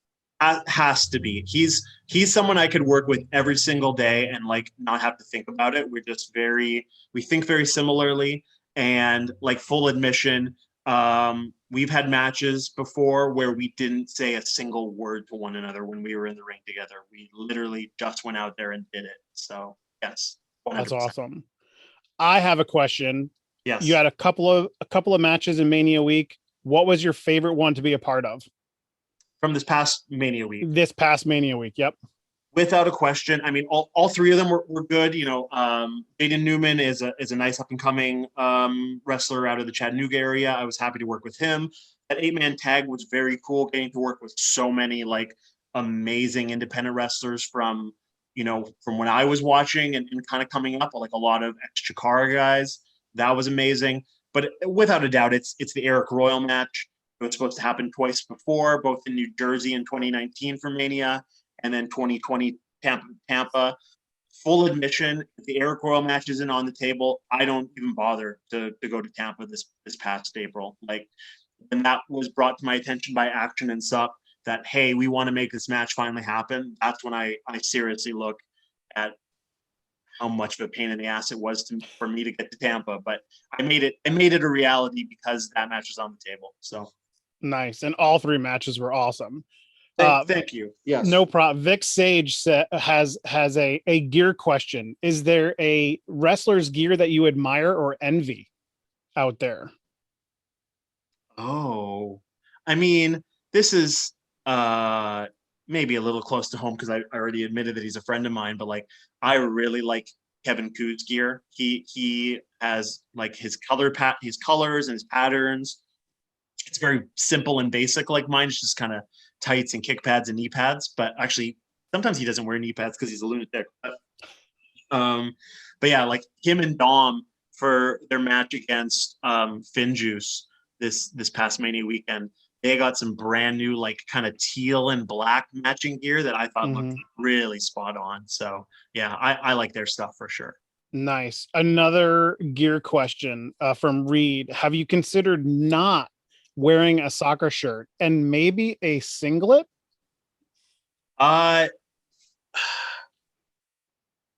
No. I've had people suggest getting a singlet made to look like a soccer shirt, but like built into the actual tights themselves. That's an idea that I've considered. Two things. One, I'm definitely not at a point, like really not now, because COVID has not been good to me. I'm really not at a point where I feel comfortable wrestling without the shirt on.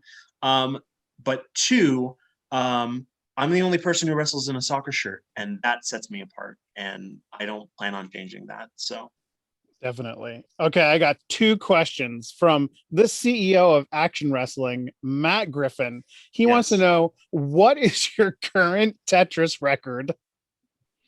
Oh, okay. So those playing along at home, I am a hardcore NES Tetris, the original 1989 version for the Nintendo Entertainment System. Nice. And where are my records? Just looking them up. Admittedly, I've kind of plateaued a little bit, unfortunately. So like the maximum score on NES Tetris is 999,999, and then it can't go above that. And the highest level that you can do before it gets like bonkers to be able to play is level 29. Previously, anything higher than level 29 was believed to be unplayable. There are now people who can play above level 29. I think there's someone who's gone all the way to level 34, which is insane. Crazy. I've gone to level 29 7 times, and my top score that I've ever had on NES Tetris is 690,000 ish. So, like world class players are in like the 800, 900 range, no problem. The World Championships of Tetris are in Portland, Oregon, which I mentioned previously is only about a 6-hour drive for me. So one of my goals was to one day qualify for that. But like I said, I've kind of plateaued in my ability. I don't think I'll ever qualify, but one of these days I would like to go just as a spectator. So that would be awesome to see. Matt also wants to know, how does it feel to be on everyone's wish list to wrestle?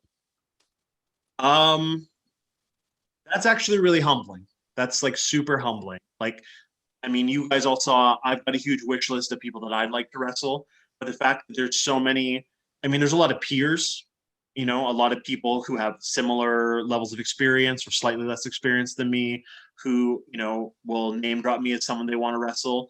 There's so many people who are like new or young, up and coming, and they, you know, the fact that people actually look up to me and reach out to me for advice and reach out and say like, hey, I would love to wrestle you one day, you know. And there was multiple people that I met in Tampa this past go around who came up to me and were like, holy shit, are you Daniel Makabe? Like, I've always wanted to meet you. I'd love to wrestle you. That's so humbling. Like, that's ridiculous. Like, I'm human, you know. I've got a chip on my shoulder. I've got a bit of an ego, you know. You kind of have to if you want to get really good at something. But like, those are the moments where you sort of go, Jesus Christ, like, really? Like, me? Like, that's amazing, honestly. And anyone who wants to wrestle me, I mean, I'm up for the challenge. I'd love to wrestle you. So okay, we got two music questions. Okay. Reed asks, 2021 music recommendations, what are they? Because as he says, you have very good taste. Oh, that's easy. There's been a couple records that came out this year that I love already. The new Julian Baker record is amazing. It came out at the end of February. There's a new Mogwai record, who are a Scottish post-rock band that have been around forever. It's called As the Love Continues. It's really good. There's a new Godspeed You Black Emperor record that came out at the beginning of April. And for anyone playing along at home, my entrance music is a song called Providence by Godspeed You Black Emperor, who are an amazing post-rock band from Montreal, Quebec. And then probably my favorite album to come out in 2021 is by a British band called Black Country New Road, and they're a 7-piece kind of post-rock band. I referenced, when we were talking about my favorite albums of all time, I referenced Slint Spiderland as being my second favorite record of all time. Black Country New Roads have a record out called For the First Time. It came out in February, and it's not only does it got like serious Slint vibes, but they actually reference Slint in one of the songs. But yeah, it's like a 7-piece kind of post-rock with elements of jazz, and Nice. like with a smash. It is easily my favorite record to come out this year. But there's a bunch of stuff that I can go on beyond that. But yeah, there's a few things for you. That's a whole nother podcast. That's part 2. For sure. I have a question. You being Yes. a musician, what is your favorite song to play? Oh, that's not one of my own. Let me see. What is my favorite song to play? Sometimes I just like I have like my staples that me and my drummer can kind of play together. Because he's someone that I've played in multiple bands with. So like I'd rather just play something that's relatively easy and maybe I can actually sing and play at the same time. Like we'll play Guided by Voices songs together. We'll play White Stripe songs together. What's my favorite song to play? Trying to think, what else have we knocked out? Honestly, playing that Slint song for that promo, although it was a pain in the ass to get it nailed down, that felt really good once we got it.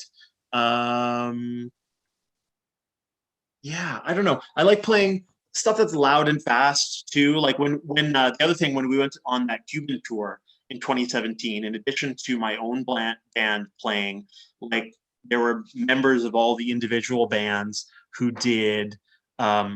We closed out every night with like a set of like classic punk and hardcore covers. So we played the Misfits and Ramones. We played Black Flag songs. We played Bad Brain songs. We'd play songs by Agnostic Fronts. We played songs by the Cro-Mags. So, and I actually got to do vocals for that band, which is not something I'm particularly great at, but it was like super fun just to be like, I don't know, it's kind of like punk rock, like summer camp, being like, just play all your favorite hardcore songs and you get to shout them. And if you don't do a good job, well, like everyone's having a good time anyway. There you go. Okay, 2 more questions. One, Yes.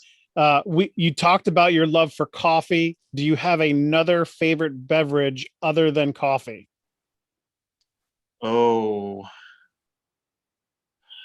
all I've been drinking lately is water, but that's not it. What do I like other than coffee that I will?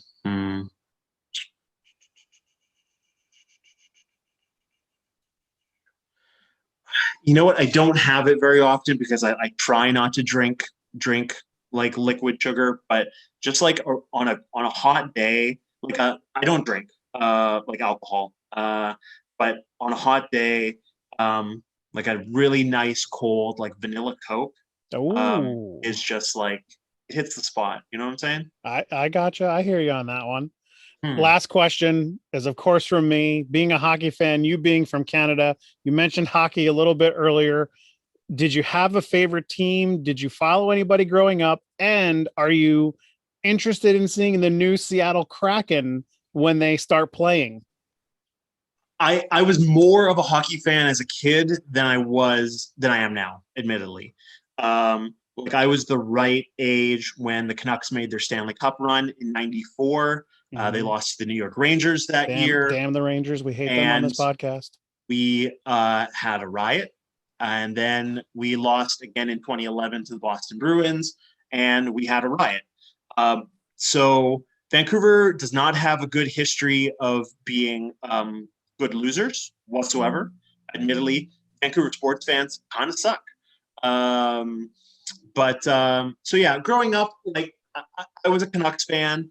Admittedly, I kind of liked Anaheim when they came into the league because of the Mighty Ducks movies, and I was of that age. But no, it was all about Vancouver. I mean, it was the right era. We had like a really good team in the '90s. We had Pavel Bure, we had Alexander McGillney, Trevor Linden, Kirk McLean in net, who was a world-class keeper. And so yeah, I definitely grew up as a Canucks guy. And you know what? I've got friends in Seattle who are really amped for the Kraken.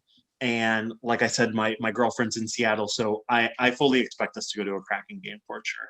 In fact, nice. When I was in Seattle a couple weeks ago, I drove by the stadium, and they're under full renovations to get that thing up and running for, I don't know, are they supposed to start next fall? I believe so. Yeah, they're in September. Yep. Their draft I guess coming up in a month. October. So we'll see if that happens. But yeah, no, I'll go see a Kraken game. Admittedly, Canucks games got to the point where when the Canucks were good in like the 2010s, it was the most unaffordable thing you could do in Vancouver. Like if you wanted to go to a Canucks game, you weren't getting in the door for less than $100 each. Even now, the Canucks are a terrible team. And prior to COVID, you're not getting in the door for less than like $60-$70. And I don't like hockey that much to spend that kind of money on it. And admittedly, I already have seasons tickets for the Vancouver Whitecaps. So there you go. Val, that's all I got. Back to you. Well, that is all I got. I don't have anything to contribute to hockey talk. I'm a baseball girl. That's so. Okay. I am too. I'm a lifelong Seattle Mariners fan, and I can't wait. I mean, they're playing in the stadium. I was in Seattle when they had opening weekend against San Francisco, but I'm not quite at the point where I'm ready to get into a baseball stadium. Maybe once I get vaccinated, I will look at that as an option, but I miss going to baseball games. We've got a short season single A team here in Vancouver, who are the Vancouver Canadians. They're a single A team for the Toronto Maple Leafs, Toronto Blue Jays. And so, yeah, I love going to baseball games, single A games here in Vancouver or major league games in Seattle. So I'm a Yankees fan, but we have there must be some kind of minor league team in Omaha though. There's I don't know if it's a single A or double A, but I think they're the Storm Chasers now, but they're for the farm team for the Royals. That makes sense. So yep. Yeah, so I do like going to games when there are games to go to, and it's so cheap, and it's just like throwaway night, like 100%. Yep. Well, then that is all I have. This has been The Stack. I am, as always, ValPancakes. This has been Daniel Makabe. Please follow him on all social media outlets, and make sure to catch up on his completely stellar matches from Mania Weekend on IWTV. Where can people find you as far as Twitter, Instagram? I don't know if you have TikTok, like whatever. Plug your socials. I'm nearly 40, so I definitely don't have TikTok. I do have Instagram and Twitter. Both are at Daniel Makabe, DanielMakabe.